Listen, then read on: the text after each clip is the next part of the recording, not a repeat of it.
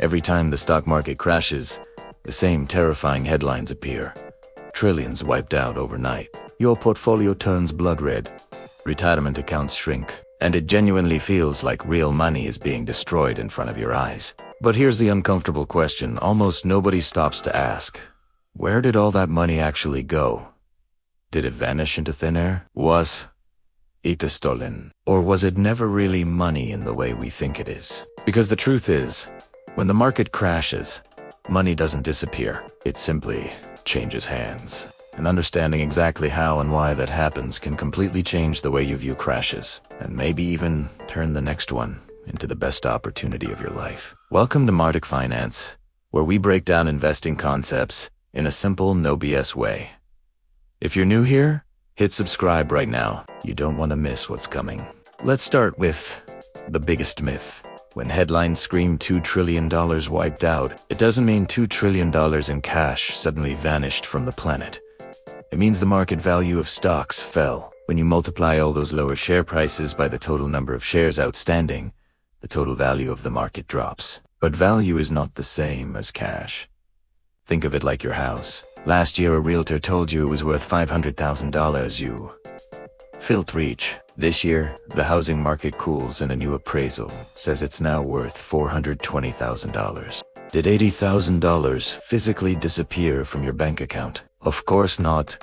Nothing moved. The only thing that changed was what someone is currently willing to pay for it today. Stocks work exactly the same way. The stock market is one giant, continuous auction.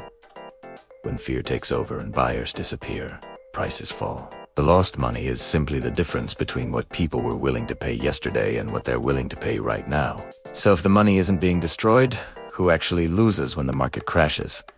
You only truly lose money if you sell. Imagine you bought a stock at $100. The market crashes and it drops to $50.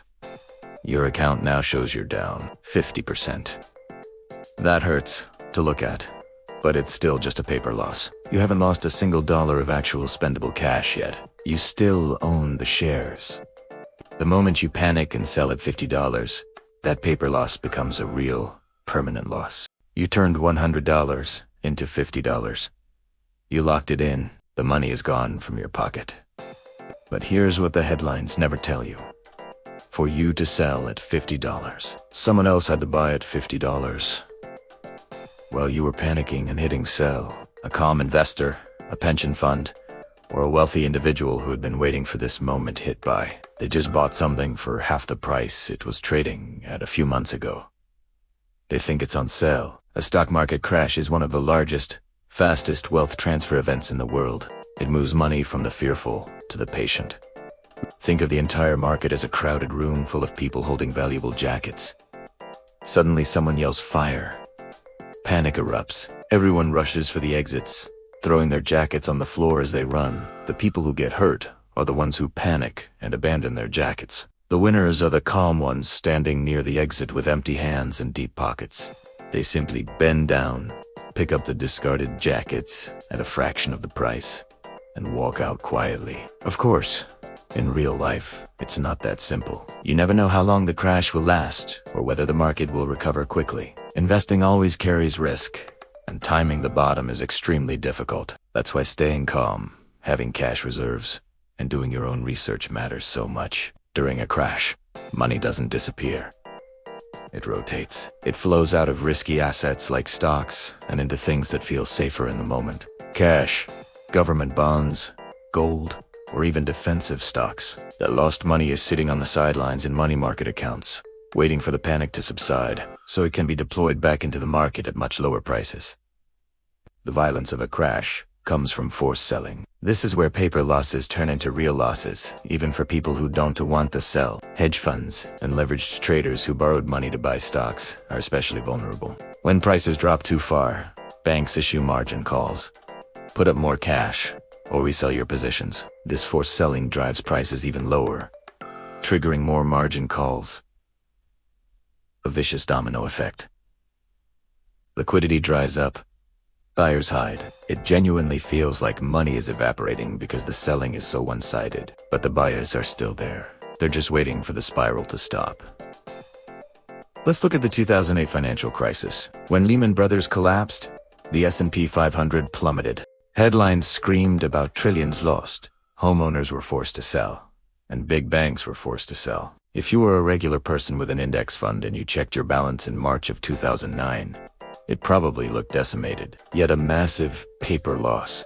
If you panicked and sold everything, then you locked in that loss. You gave your stocks to someone else at the worst possible moment, who was buying in March 2009. The patient ones, institutional investors who had raised cash. Everyday investors who kept their jobs, kept contributing to their 401ks, and refused to sell. They were the ones quietly picking up the jackets everyone else had thrown on the floor. Anyone who bought the S&P 500 at the bottom in 2009 didn't just recover. They set themselves up for one of the longest bull markets in history. The money wasn't destroyed in 2008. It was transferred from the panic sellers of 2008 to the patient buyers of 2009.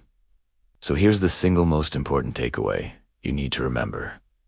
Stop checking your portfolio value every single day. That number is just today's auction price. It's not your actual bank balance. It's a paper number. The only thing you can truly control is whether you become a panic seller or a patient buyer when the next crash comes. But it will, and those terrifying headlines appear. Ask yourself 2 questions. 1. Do I have cash reserves and an emergency fund? 2. Can I afford to do nothing? If the answer is yes, the scariest moment in the market might just become the best buying opportunity of your lifetime. Crashes are painful, but they're also the mechanism by which wealth moves from the impatient to the disciplined. The market doesn't care about your feelings.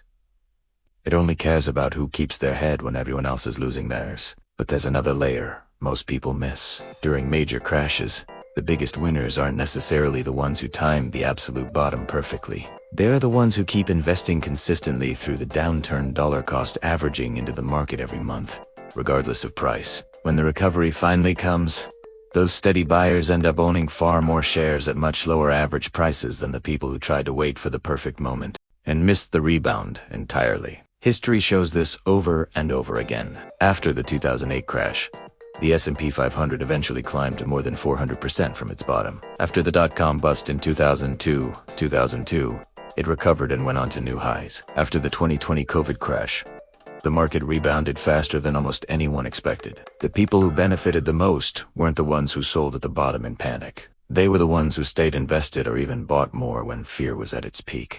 The uncomfortable truth is that crashes are not just destructive. They're also massive wealth-building events for those who are prepared. The money doesn't disappear. It moves from weak hands to strong hands. From the emotional to the disciplined. From the impatient to the patient. So the next time the market crashes and the headlines scream about trillions being wiped out, remember this simple truth.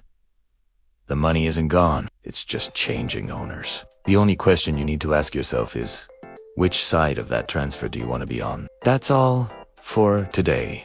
If this video helped you see market crashes in a completely new light, please hit the like button and subscribe. Drop a comment below. What was your biggest aha moment about where the money actually goes during a crash? I read every comment. Thanks for watching, and see you in the next one.